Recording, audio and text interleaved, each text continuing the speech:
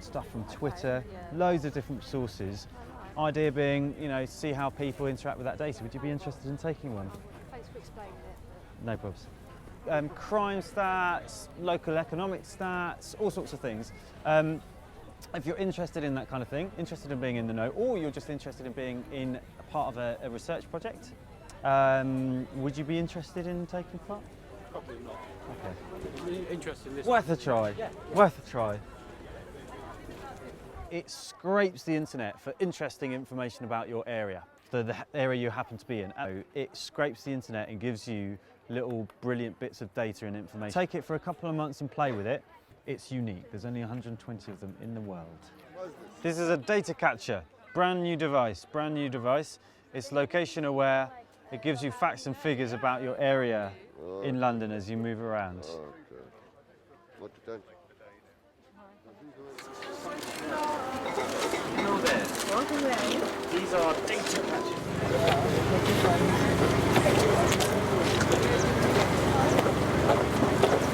It's good, is it?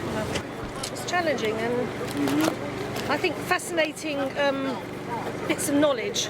Yes. Yeah. Useless bits of knowledge. Someone here previously thought this area was a rat area. Was that me? Yes. We just did that. We just did that. It's come up now. I think people have just been intrigued to find out what on earth we're doing, and we look so different to the normal market traders. They are also really reacting to the little bits of data we've got displayed on the balloons or on our t-shirts, and they'll react in a sort of personal way and go, oh well, yeah, I'm a skilled tradesman, or go, oh well, I've got a garden, I've got a front garden, and they kind of reacting and responding to the data already, which is really quite interesting, which kind of bodes well, I think, 'cause that's what the whole thing is about.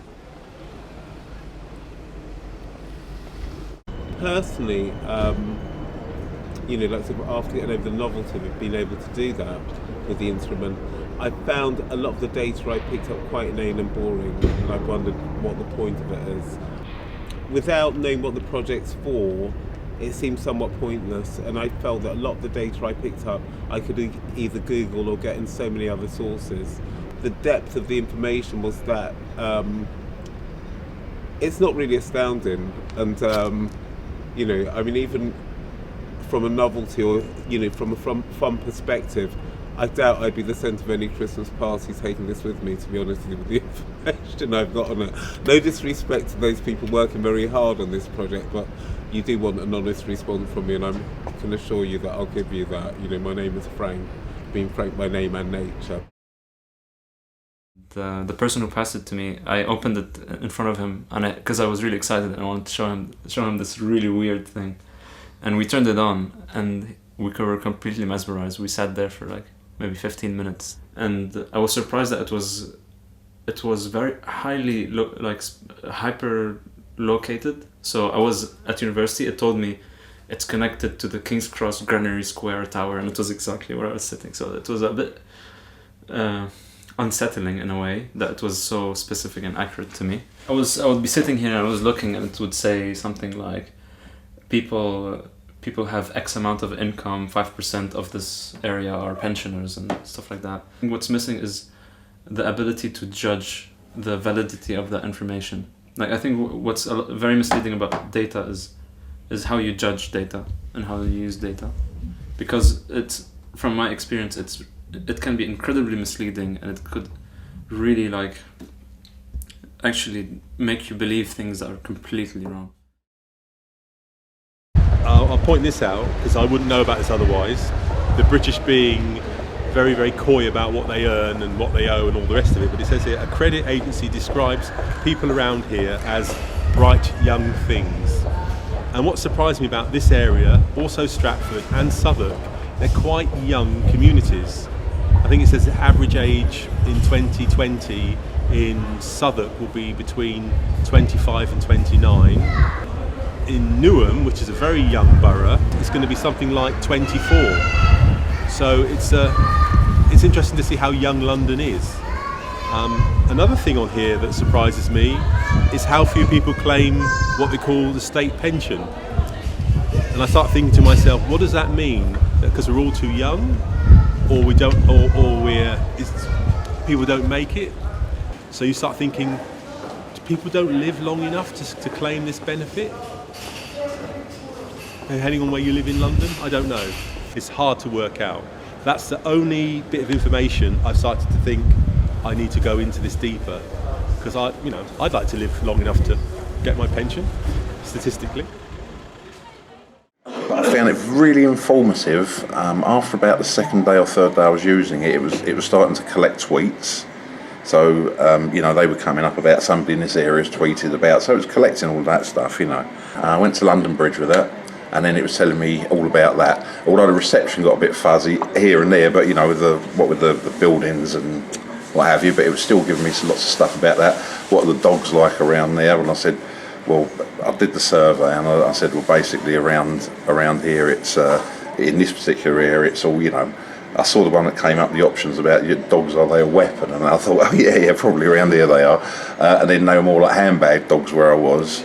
And then definitely, I also took it to Essex one day, where it was giving me all the information about the local area, and I did a little survey while I was there. I know obviously it's a prototype, so it's obviously a bit, and I was on the train coming back and people were looking at me wondering why I was reading The Torch, because they were sort of like, I probably thought you do get them, so.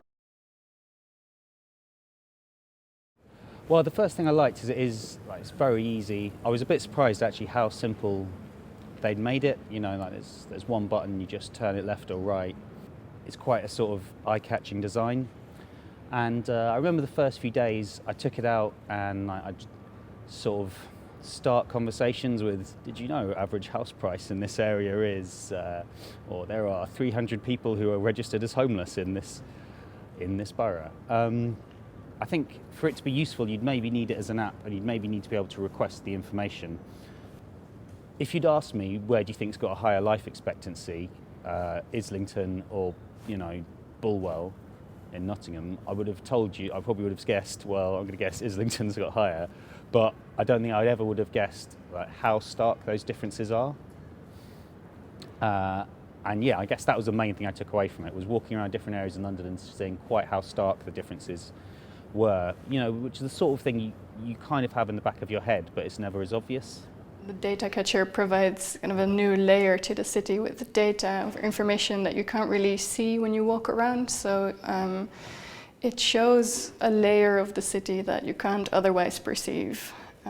So I think that's really fascinating. It's a new way of exploring an area or a place. I thought the idea of using it on the tube would be really interesting, where you could see the differences across areas while you travel. That didn't work, unfortunately, because it didn't connect to the cell tower quickly enough. But the idea of exploring a city with this kind of data I find quite interesting. And I like that it's also interactive. I think that's quite key to being interested over time, that it also has some kind of way of interacting with it. The nice thing is that it has these kind of different ways of interacting with it. And this only provides you information about your area. So it's like a dedicated tool to explore your area. Whereas an app, your phone does pretty much everything. So this just makes you more aware of this is only for that purpose. And I will use this when I'm interested in exploring my area or finding out more about this neighborhood. I think that's really nice that it's a custom device that's really dedicated to one purpose. I didn't take it out much in the street, but I went to fight a parking ticket, and the adjudicator even said, "Oh, what's that?" And we spent 5 minutes looking at the information and chatting with it, but it somehow didn't convince him to cancel my parking ticket. So it's very simple. It's got a single control, so you can't really get it wrong, and it's so different from anything else that you see out there that it immediately gets people asking questions, like, what's this bright yellow thing that looks unlike anything I've ever seen before? People are curious, and people will start asking about it. If it was just done with the same functionality but as an app for your phone, then immediately you would be disconnected from the people around you, because anytime you're sitting looking at an app on your phone, you're ignoring everybody else around you, and everybody else around you is leaving you alone because you've demonstrated that you're not interested in interacting with the people around you. When you take this out, people want to look at it, and people are wondering what it is, and people will talk to you about it even.